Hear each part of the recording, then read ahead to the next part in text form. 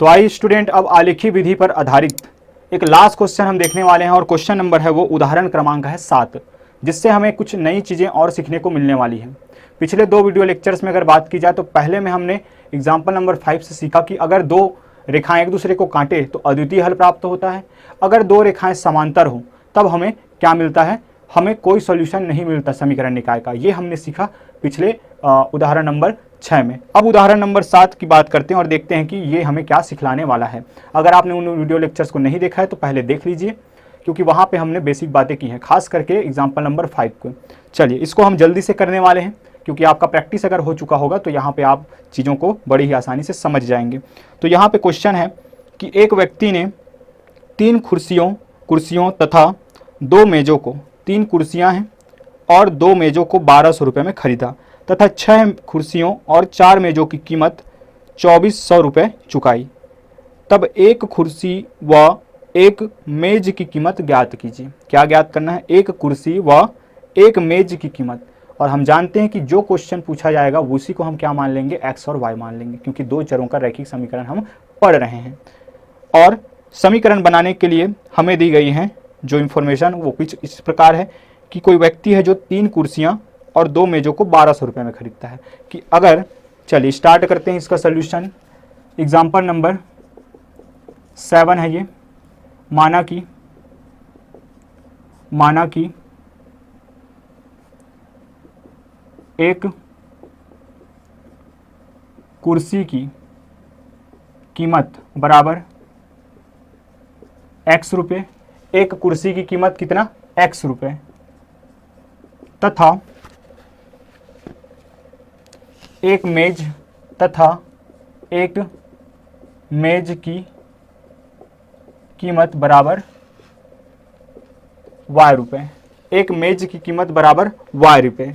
अब प्रश्नानुसार अगर हम बात करें तो वो व्यक्ति जो है वो 3 कुर्सियां व 2 मेज के लिए 1200 रुपये देता है। तब प्रश्नानुसार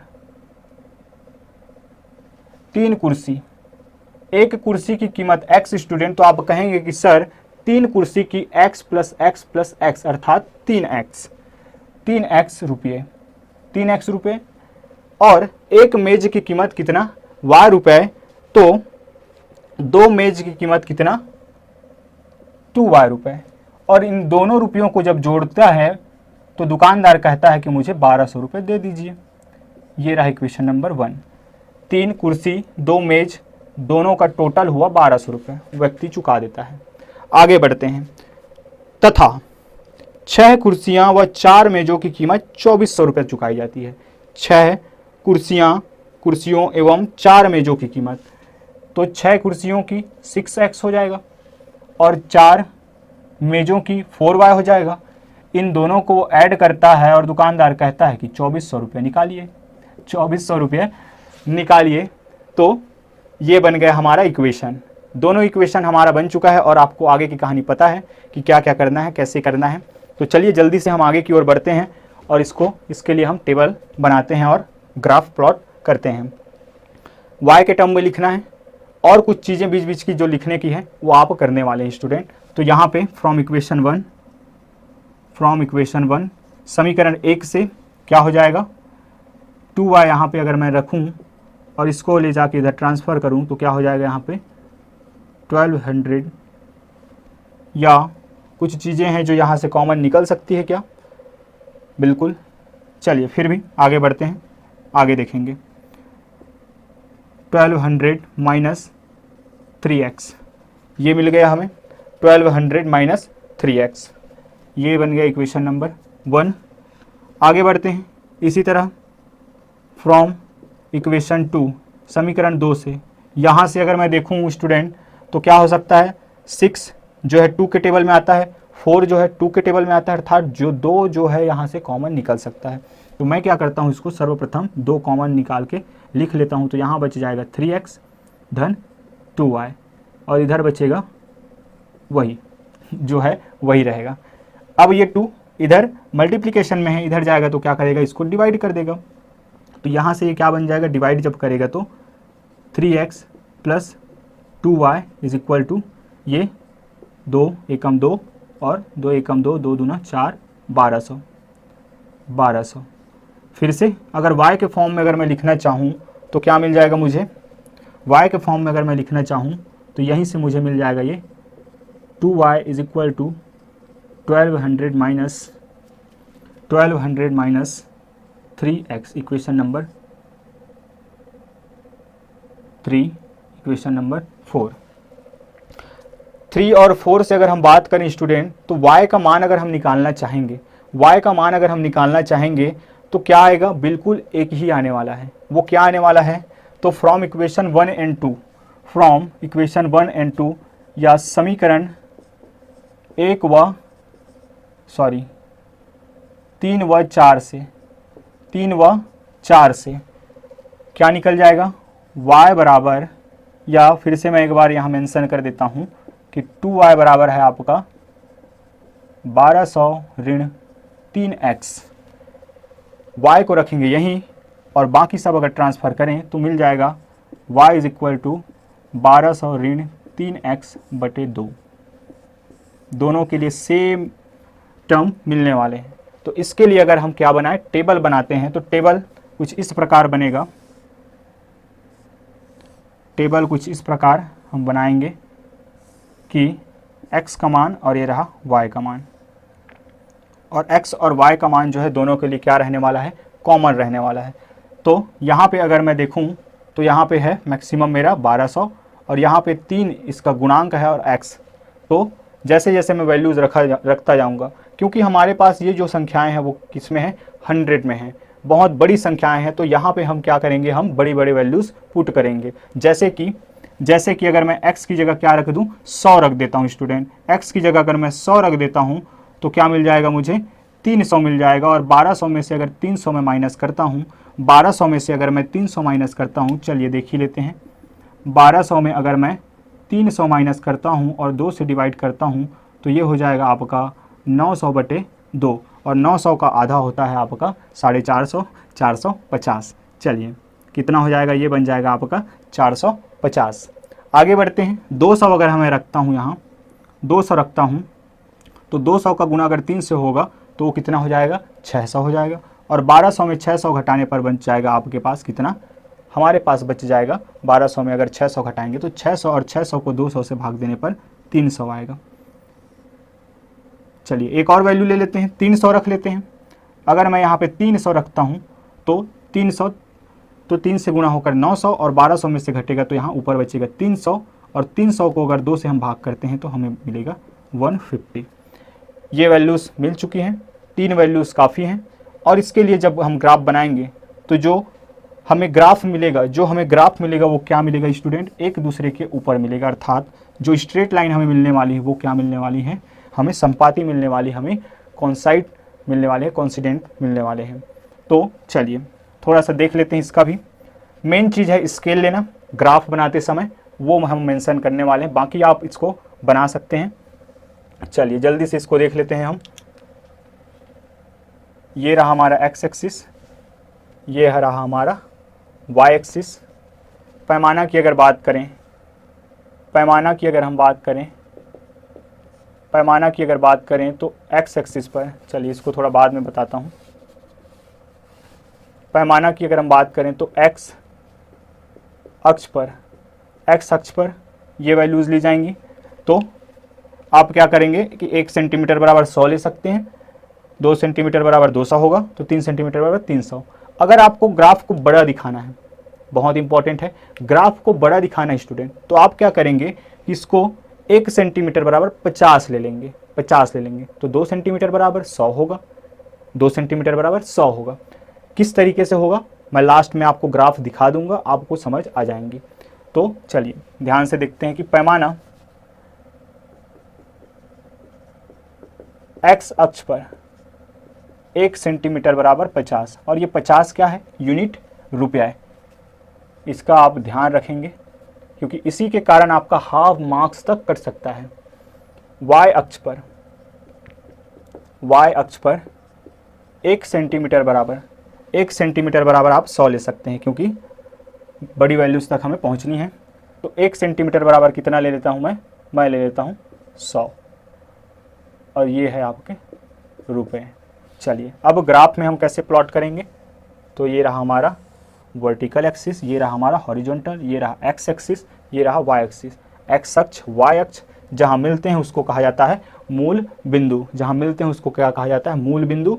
तो 1 सेंटीमीटर क्या होता है, फिर से मैं मेंशन कर दूं कि हमारे ग्राफ में इस तरीके से स्क्वायर बने होते हैं और उनका साइड जो होता है वो 1 सेंटीमीटर होता है, उसी को हमने पैमाना के रूप में लिखा है। तो 0 से 1 अगर हम जाएंगे, 0 से 1 डिब्बा अगर हम लेते हैं तो 1 सेंटीमीटर होता है, और वाई एक्सिस पर उस 1 सेंटीमीटर को मैंने माना है कितना, 50। तो ये रहा 50। आगे बढ़ते हैं तो 2 सेंटीमीटर बताएगा हमें 100 को, 3 सेंटीमीटर बताएगा हमें 150 को, 4 सेंटीमीटर हमें बताएगा 200 को, 5 सेंटीमीटर हमें बताएगा 250 को, 6 सेंटीमीटर बताएगा हमें 300 को। इसी तरह से जो 7 सेंटीमीटर है वो आगे की कहानी आपकी चलती जाएगी। इसी तरह आगे बढ़ते हैं। वाई अक्ष पर अगर हम देखें तो 1 सेंटीमीटर दिखाएगा 100 को, 1 सेंटीमीटर दिखाएगा 100 को, हाँ ठीक है, 100 रुपये को। 2 सेंटीमीटर दिखाएगा आपके 200 रुपये को, और 3 सेंटीमीटर दिखाएगा 300 रुपये को, और इसी तरह 4 400 को, 5 500 को, 6 600 को। मैक्सिमम वैल्यू कितनी है, मैक्सिमम वैल्यू है आपके 450। चलिए, और ये क्या है, ये है आपका x को डिनोट करेगा। x क्या है आपका, एक कुर्सी की कीमत, और ये आपका y को डिनोट करेगा। यहाँ मेरे पास जगह नहीं बन रहा है, आपको मेंशन कर लेना है। चलिए, पिछले वीडियो की भांति यहाँ मैं एक और रिक्वेस्ट कर दूँ आपके लिए कि अगर चीज़ें समझ नहीं आ रही हों, कुछ राइटिंग जो है कुछ ज़्यादा ही छोटा बन रहा हो, तो आप कुछ देर के लिए अपना जो वीडियो क्वालिटी है वो स्टूडेंट आप क्या कर लेंगे, आप HD पे शिफ्ट कर लेंगे ताकि चीज़ें स्पष्ट हो। चलिए अब ग्राफ पे प्लॉट करते हैं इसको जल्दी से, और देखते हैं इसको कैसे हमें ग्राफ मिलने वाला है। कि जब मेरा x जो होगा 100 होगा तो y क्या मिलेगा, 450। तो इस 100 से ऐसा एक डार्क लाइन गया होगा, ऊपर की ओर जाएगा, और इस 450, 400 और ये 500, तो 450 कहाँ होगा, इसके आधे में। 1 सेंटीमीटर को हम 100 मान रहे हैं, तो आधा सेंटीमीटर कितना होगा, वेरी गुड, आधा सेंटीमीटर होगा 50 रुपये।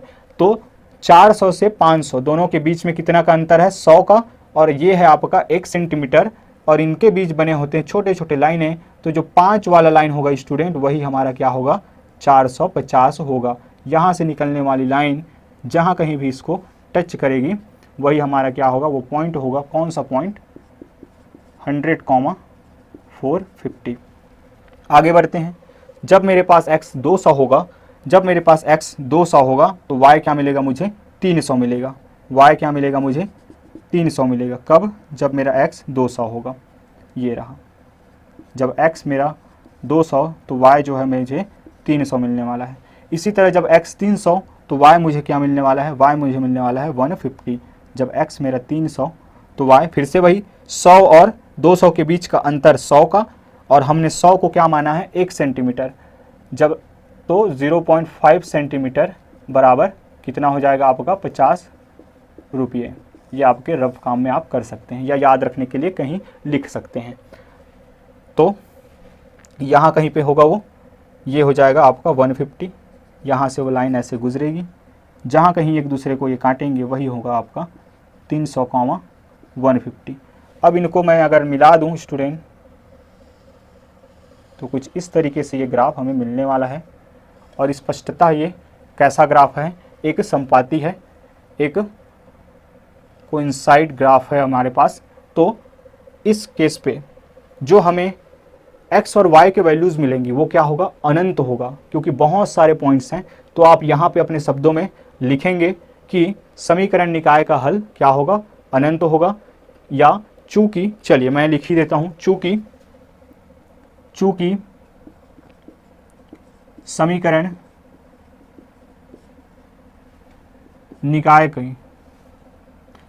निकाय के रेखाएं संपाती है, अतः अनंतः या अनंत प्रतिच्छेदी बिंदुएं प्राप्त होगी। इसलिए समीकरण निकाय का अनंत हल प्राप्त होगा। क्या? अनंत हल प्राप्त होगा। अनंत हल प्राप्त होगा। अनंत हल मतलब आप ज्ञात ही नहीं कर सकते, इतने हल प्राप्त होंगे। आई होप आप लोगों को चीज़ें समझ में आई होंगी स्टूडेंट।